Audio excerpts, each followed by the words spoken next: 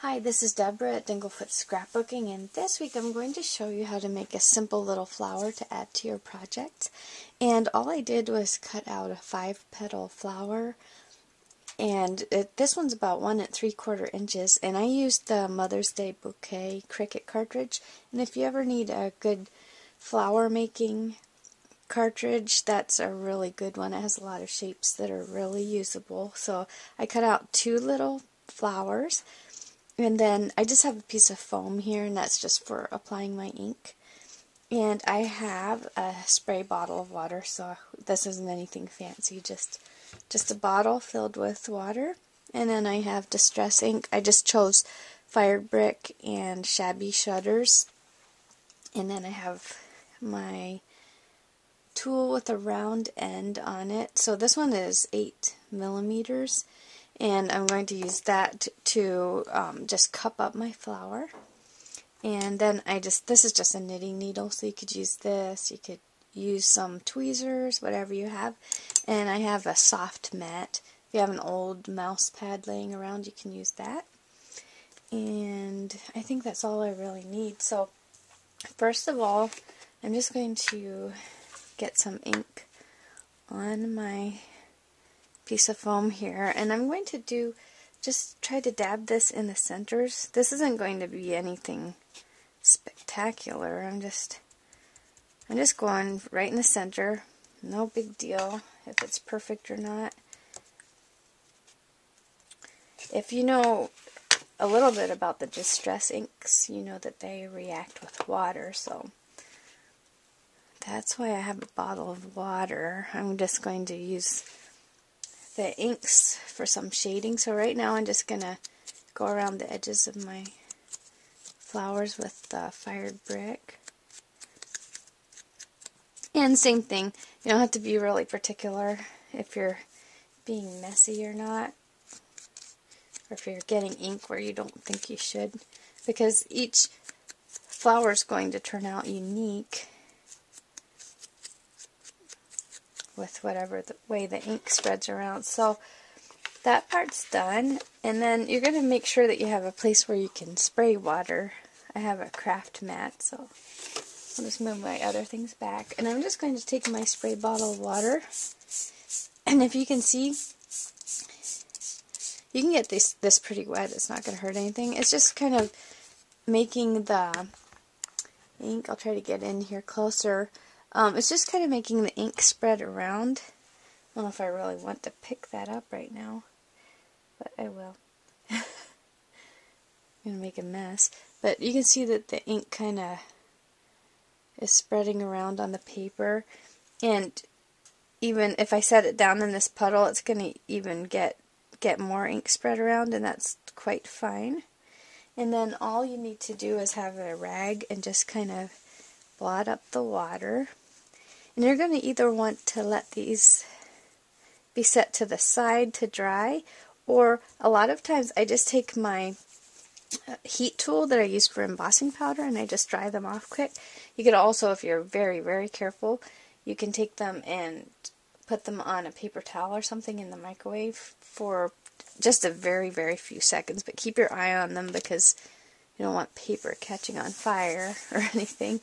So I'm going to take my heat tool and dry these off, and I'll be right back. My flowers are dried off, and if you're happy with the way they look, you can just leave them as is and make the flower. I think I'm going to take a little bit of a lighter color. This one is Tattered Rose. I'm just going to dab just a little bit on there, and I'm going to spread some of my ink down a little bit onto the flower, just so the petals aren't really white.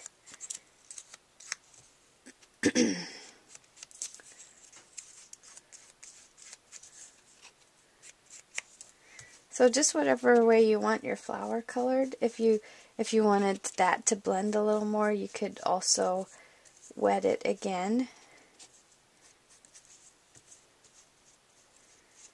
Okay, so that's pretty good. And then all I'm going to do is place these flowers on my mat. And I'm going to use this round one, and all I'm going to do is just rub around in the center, and I want my flower to cup up a bit. If it's not cupping up as much as you want, don't ever be afraid to take a little pair of scissors and cut down in more. The longer these petals are, the more your flower is going to cup up. So you can always cut those just a little bit so that the petals fold up more. And I think I'll go ahead and cut these too.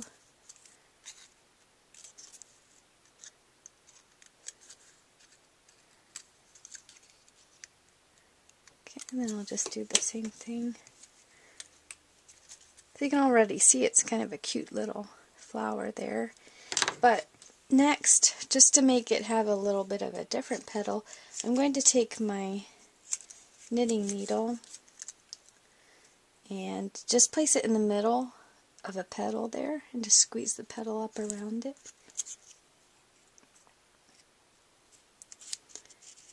So that just gives it even more of a dimensional look, more like a real flower.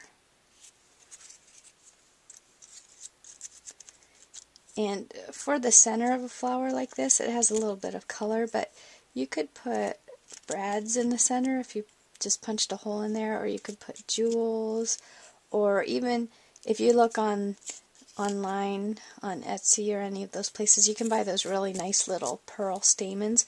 Those are really cute too to put in the center. So I'm just going to make sure those are curled up good. And then all I'm going to do is grab my hot glue gun and take one of these and just kind of just fold the petals up in no particular way. Just make sure they're folded up. Turn it over, put a little bit of glue on the bottom there, and place it inside this one. And you kind of want the petals to